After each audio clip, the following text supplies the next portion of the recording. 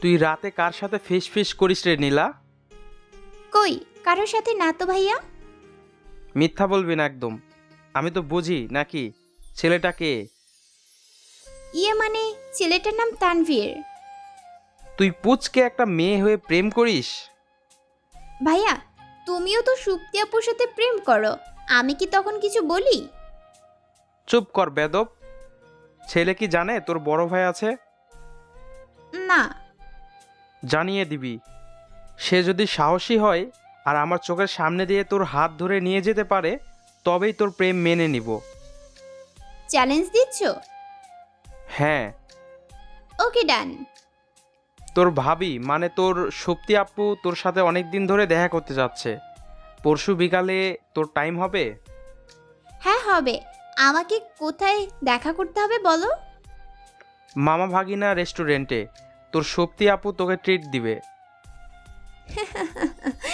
আচ্ছা ভাইয়া, আমি সবাই মতো চলে আসব। এই কথাগুলো বলে ভাইয়া তার রুমে চলে গেল। এবার আমার পরিচয়টা দেওয়া যাক।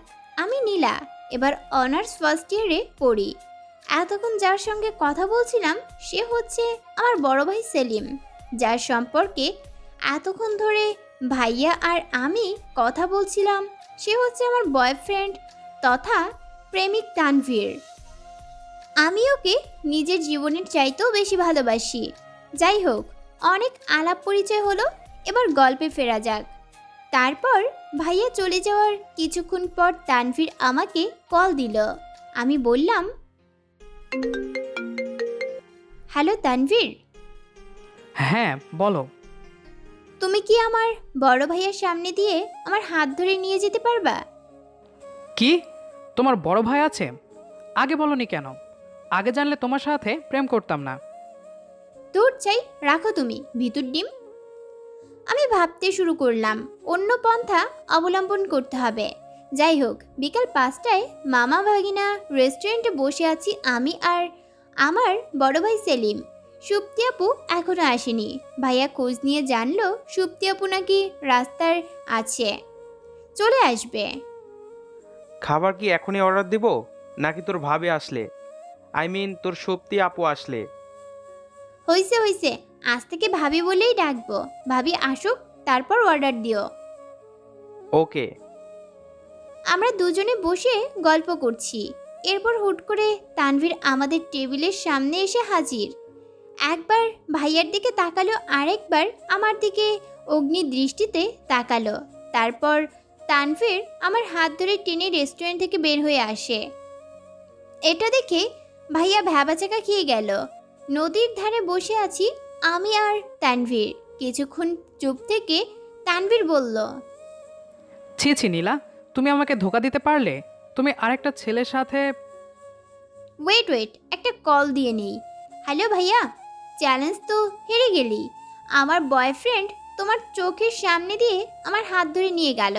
এটাই আমাদের কাছে আসার সাহসী গল্প। এবার তানভীরের অবাক হওয়ার পালা। ওইটা তোমার ভাই ছিল? কিন্তু তোমার বন্ধু যে বলল তুমি অন্য ছেলের সাথে রেস্টুরেন্টে ডেটিং করছো। আরে ওইটা আমি বলতে বলেছিলাম যাতে তুমি রাগ করে আমার হাত ধরে নিয়ে যাও। আমার প্ল্যান সফল হয়েছে। তার মানে উনি তোমার বড় ভাই? হুম। এ কথা শুনে তানভীর সেন্সলেস হয়ে পড়ল। ওইদিকে সুপ্তি আপু আমাদের মাঝে চলে এসেছে। কি ব্যাপার সেলিম, নীলা কোথায়? নিয়ে গেছে। মানে, কে নিয়ে গেছে? তার প্রেমিক।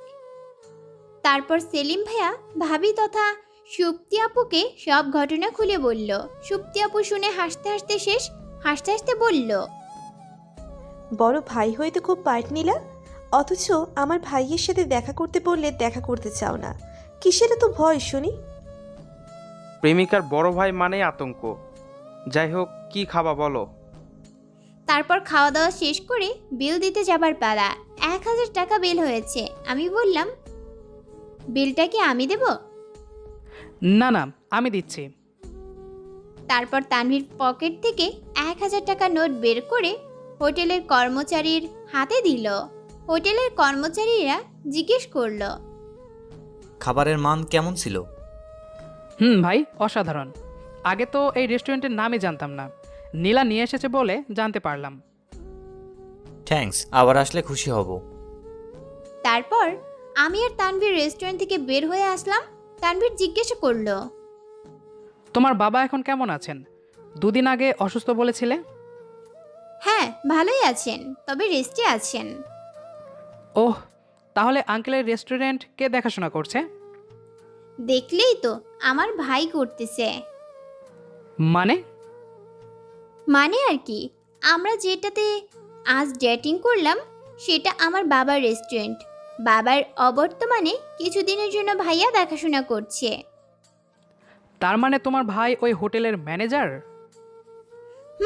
ভাইয়া আমাকে চ্যালেঞ্জ দিয়েছিল, তাই সামনে দিয়ে যদি তুমি আমার হাত ধরে চলে আসতে পারো এবং রেস্টুরেন্টে এসে খাওয়া দাওয়া করতে পারি, তাহলে ভাইয়া আমাদের প্রেম মেনে নেবেন। এটাই আমাদের কাছে আসার সাহসী গল্প। তানভীর, কেমন ছিল সেই মুহূর্তটা? খুবই ভয়ানক ছিল। এ কথা বলে তানভীর সেন্সলেস হয়ে গেল। গল্পটি কেমন লেগেছে সেটি কমেন্ট করে জানাবেন। দেখা হচ্ছে আবারও নতুন কোনো গল্প নিয়ে। সেই পর্যন্ত আমাদের সাথেই থাকুন। আর হ্যাঁ, ভিডিওটি যদি ভালো লেগে থাকে তাহলে একটি লাইক দেবেন। ধন্যবাদ সবাইকে।